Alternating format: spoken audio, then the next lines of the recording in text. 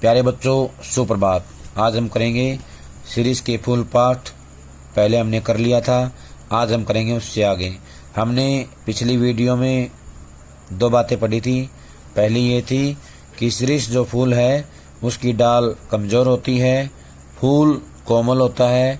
और ध्यान रखना है, ये जो फूल है संस्कृत साहित्य में कोमल माना गया है। और इसके जो फल हैं वो मजबूत होते हैं, अत्यधिक सख्त होते हैं, अपना स्थान जल्दी से नहीं छोड़ते हैं। ये तीनों अच्छे से याद करने हैं। इसके फल इतने मजबूत होते हैं कि नए फूलों के निकल आने पर भी स्थान नहीं छोड़ते, यानी कि अपनी जगह नहीं छोड़ते हैं, वहाँ पे बने रहते हैं। जब तक नए फल पत्ते मिलकर दकिया करने बाहर नहीं कर देते तब तक डटे रहते हैं। वसंत के आगमन के साथ जब सारी वनस्थली पुष्प पत्र से मरमरित होती रहती है, सीरीज के पुराने फल बुरी तरह खड़खड़ाते रहते हैं, यानी कि आवाज़ें करते रहते हैं, लेकिन वो अपना स्थान नहीं छोड़ते हैं। सीरीज के फल क्या हैं? मजबूत होते हैं। मुझे इनको देखकर उन नेताओं की बात याद आती है जो किसी प्रकार जमाने का रुख नहीं पहचानते और जब तक नहीं पौध के लोग उन्हें धक्का मारकर निकाल नहीं देते तब तक जमे रहते हैं। कहने का आशय है कि पुराने समय में जो नेता हैं वो ऐसे होते थे कि अपना स्थान जल्दी से नहीं छोड़ते थे, जब तक कोई नया व्यक्ति उसकी जगह आकर के उसे निकालता नहीं था। मैं सोचता हूँ कि पुराने की है अधिकार लिप्सा क्यों नहीं समय रहते सावधान हो जाती, यानी कि अधिकार के प्रति जो लालच है ये सावधान क्यों नहीं हो जाता। जरा और मृत्यु, जरा होता बुढ़ापा। मनुष्य के जीवन में बुढ़ापा और मृत्यु दोनों सत्य हैं, अति परिचित सत्य हैं, इस संसार के सत्य हैं और अति प्रमाणिक हैं, बहुत ही प्रमाणिक हैं, ये सत्य हैं।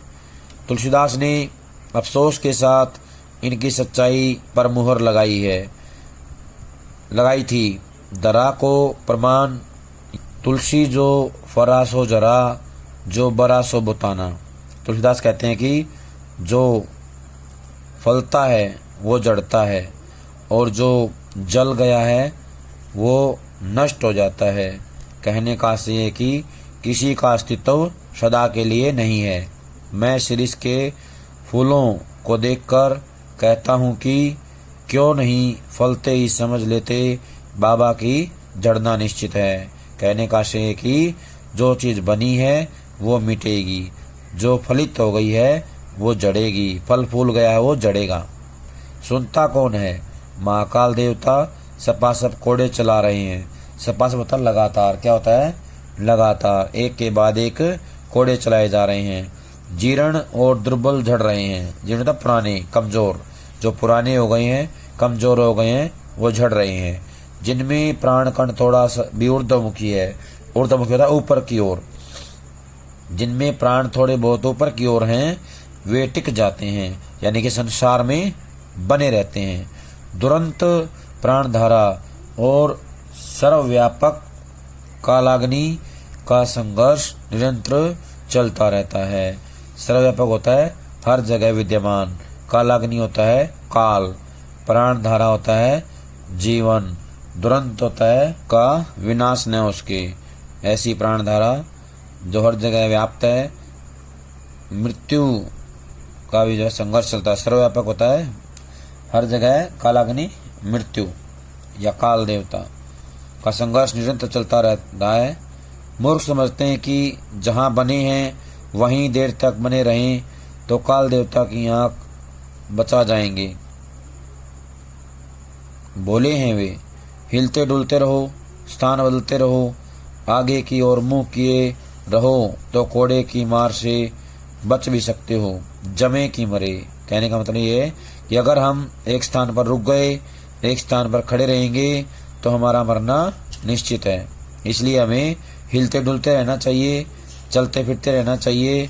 उससे क्या होगा, जो कोड़े की मार है उससे हम बच पाएंगे। एक बार मुझे एक एक बार मुझे मालूम होता है कि यह शिरीष एक अद्भुत अवधूत है, सन्यासी है। दुख हो या सुख हो, वह हार नहीं मानता, न उदो का लेना न माधो का देना। कहने का आशय है कि उसे किसी से कोई लेना देना नहीं होता है। जब धरती और आसमान जलते रहते हैं तब भी यह हजरत श्रीमान, यह श्रीमान न जाने कहाँ से अपना रस खींचते रहते हैं। रस माने था जीवन, अपने जीवन को चलाने के लिए जो सार है, तत्व है, वो कहाँ से लेते हैं।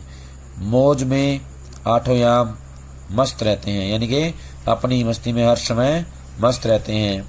एक वनस्पति शास्त्री ने मुझे बताया कि यह उस श्रेणी का पेड़ है जो वायुमंडल से अपना रस खींचता है, अपने जीवन का जो सार है वो प्राप्त करता है, जीवन को आधार देता है।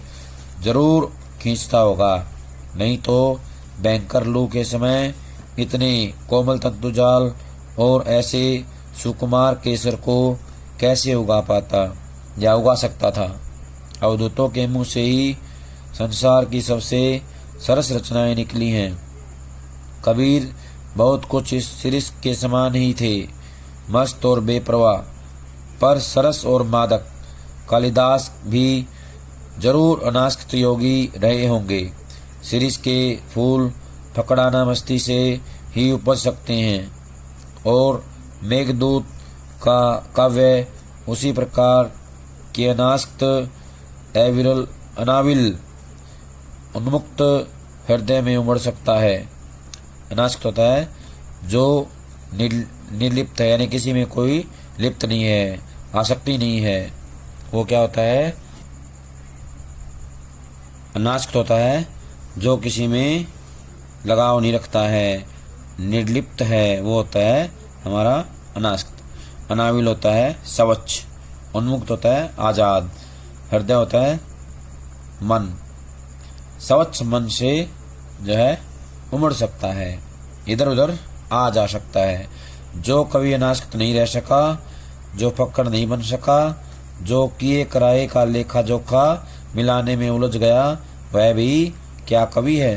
कहते हैं कर्नाट राज की प्रिया वज्जिका देवी ने गर्वपूर्वक कहा था कि एक कवि ब्रह्मा थे, दूसरे कवि वाल्मीकि और तीसरे व्यास। एक ने वेदों को दिया, दूसरे ने रामायण को और तीसरे ने महाभारत को। इनके अतिरिक्त और कोई यदि कवि होने का दावा करे तो मैं कर्नाट राज की प्यारी रानी उसके सिर पर अपना बायां चरण रखती हूँ। इनके अलावा कोई कवि होने की बात कहता है या कहता है मैं कवि हूँ, तो मैं उसके सिर पर अपना बायां चरण धरती हूँ। संस्कृत में कहा गया है तेसाम मूर्धनि ददामी वाम चरणम कर्नाट राज प्रिया। ये जो लाइन है इसकी हिंदी यही बनेगी कि मैं कर्नाट राज की प्यारी रानी उसके सिर पर अपना बायां चरण रखती हूँ। ये इसकी हिंदी है। जो संस्कृत की लाइन बोली है तेसाम मूर्धनि ददामी वाम चरणम कर्नाट राज प्रिया। और ये जो कर्नाट राज है ये कर्नाटक का पुराना नाम है। कर्नाट राज को ही कर्नाटक को कहते हैं कर्नाट राज। कर्नाट राज क्या है? कर्नाटक। और इसकी जो प्रिया है उसका नाम है विज्जिका। क्या नाम है? विज्जिका। विज्जिका देवी जो है ये नाम याद रखना है। इसने किसको कवि माना है? तीनों को माना है। वो तीन कौन है? ब्रह्मा, वाल्मीकि, व्यास। एक ने क्या दिया? एक ने जो है वेदों को दिया, एक ने दूसरे ने रामायण को दिया और तीसरे ने महाभारत को दिया। किसने क्या दिया इसको भी ध्यान रखना है। मैं जानता हूँ कि इस उपालंब यानी कि उलाना उपालंब से दुनिया का कोई कवि हारा नहीं है, पर इसका मतलब यह नहीं कि कोई लजाया नहीं तो उसे डांटा भी न जाए। पर मैं कहता हूँ कवि बनना है तो मेरे दोस्तों तो फक्कड़ बनो, यानी कि मस्त बनो। शिरीष की मस्ती की ओर देखो, लेकिन अनुभव ने मुझे बताया है कि कोई किसी की सुनता नहीं, मरने दो। कालिदास वजन ठीक रख सकते थे क्योंकि वे अनासक्त योगी की स्थिर प्रज्ञता होता है स्थिर बुद्धि। और विदग्ध प्रेमी, विदग्ध प्रेमी होता है अच्छी तरह से तपा हुआ, अच्छी प्रकार से तपा हुआ जो प्रेमी होता है उसका हृदय पा चुके थे। कवि होने से क्या होता है, मैं भी छंद बना लेता हूँ, तुक जोड़ लेता हूँ, और कालिदास भी छंद बना लेते थे, तुक भी जोड़ ही लेते होंगे, इसलिए हम दोनों एक श्रेणी के नहीं हो जाते। पुराने सहृदय ने किसी ऐसे ही दावेदार को फटकारते हुए कहा है, वयमपि कव्य हैं, कव्य कव्यस्ते कालिदासाद्या, यानी कि मैं जो है मुग्ध और विषम्य विमूढ़ होकर कालिदास के एक एक श्लोक को देखकर हैरान हो जाता हूँ। विषम्य विमूढ़ होता है आश्चर्यचकित, आश्चर्यचकित हो जाता हूँ। अब इस शीर्ष के फूल का ही उदाहरण ले लीजिए। शकुंतला बहुत सुंदर थी, सुंदर क्या होने से कोई हो जाता है। देखना चाहिए कि कितने सुंदर हृदय से वह सौंदर्य डुबकी लगाकर निकला है। शकुंतला कालिदास के हृदय से निकली थी। विधाता की ओर से कोई कार्पण्य नहीं था। कार्पण्य होता है कंजूसी। कवि की ओर से भी नहीं। राजा दुष्यंत भी अच्छे भले प्रेमी थे। उन्होंने शकुंतला का एक चित्र बनाया था, लेकिन रह रहकर उनका मन खींच उठता था। कहीं न कहीं कुछ छूट गया है।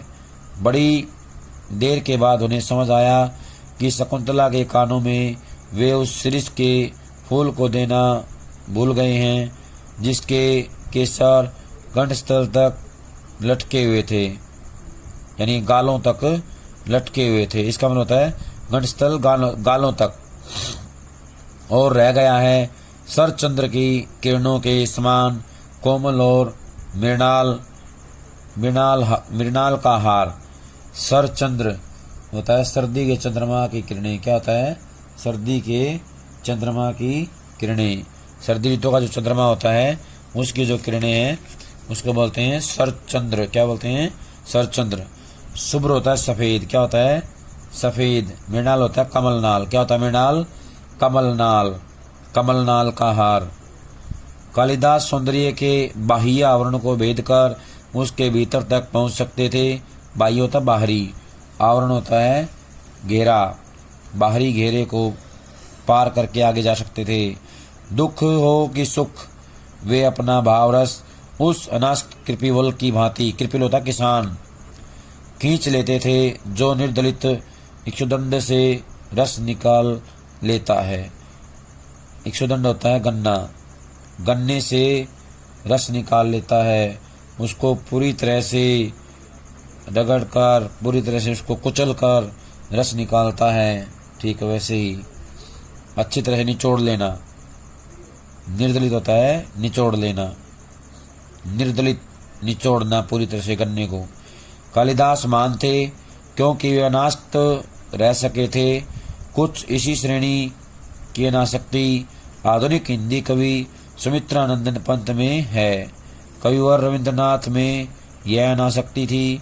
एक जगह उन्होंने लिखा, राज्योद्यान का सिंह द्वार कितना ही अब्रवेदी क्यों न हो, उसकी शिल्पकला कितनी सुंदर क्यों न हो, वह यह नहीं कहता कि हम में आकर ही सारा रास्ता समाप्त हो गया है। राज्योद्यान होता है राज्य का उद्यान। क्या होता है? राज्य का उद्यान। सिंह द्वार होता है प्रवेश द्वार। क्या होता है? प्रवेश द्वार। अब्रवेदी होता है आकाश को छूने वाला या गगनचुंबी। गगनचुंबी को भी क्या कहते हैं? अब्रवेदी। अब्रवेदी जो है कहा जाता है। वो चाहे कितना भी सुंदर हो, कितना भी ऊंचा हो, लेकिन वो कभी ये नहीं कहता कि सब कुछ मेरे अंदर ही समा गया है या सारा रास्ता समाप्त हो गया है। असल गंतव्य यानी कि जाने का असल गंतव्य का स्थान उसे अतिक्रमित करने के बाद यानी उससे आगे निकल जाने के बाद ही है, यही बताना उसका कर्तव्य है। फूल हो या पेड़, वह अपने आप में समाप्त नहीं है, वह किसी अन्य वस्तु को दिखाने के लिए उठी हुई उंगली है, वह इशारा है। शिरीष तरु यानी पेड़ सचमुच पक्के अवधूत की भांति मेरे मन में ऐसी तरंगे जगा देता है जो ऊपर की ओर उठती रहती हैं। इस चिलकती धूप में इतना सरस वह कैसे बना रहता है। क्या ये बाह्य परिवर्तन, धूप, वर्षा, आंधी, लू अपने आप में सत्य नहीं है? हमारे देश के ऊपर से जो यह मारकाट, अग्निदाह, लूटपाट, खून खच्चर का बवंडर बह गया है। खून खच्चर होता है लड़ाई झगड़े का जो ये बवंडर था, तूफान था जो बह रहा था या बह गया है, उसके भीतर भी क्या स्थिर रहा जा सकता है? शिरीष रह सका है, अपने देश का एक बूढ़ा रह सका था। क्यों, मेरा मन पूछता है कि ऐसा क्यों संभव हुआ? क्यों शिरीष भी अवधूत है? शिरीष वायुमंडल से रस खींचकर इतना कोमल और इतना कठोर है। गांधी भी वायुमंडल से रस खींचकर इतना कोमल और इतना कठोर हो सका था।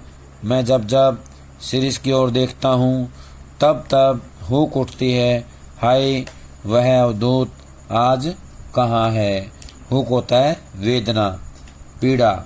वो कहते हैं कि मेरे मन में एक पीड़ा उठती है, दर्द उठता है और फिर मैं सोचता हूँ कि वह अवधूत आज कहाँ गया? अवधूत सन्यासी। प्यारे बच्चों, ये था हमारा पाठ शिरीष के फूल। सभी इसको ध्यान से पढ़ेंगे, समझेंगे और इसके अभ्यास के प्रश्न उत्तर लिख करके याद करेंगे। जब तक अगली वीडियो नहीं आती है तब तक सभी ये सारा काम पूरा कर लें। सभी का बहुत बहुत धन्यवाद।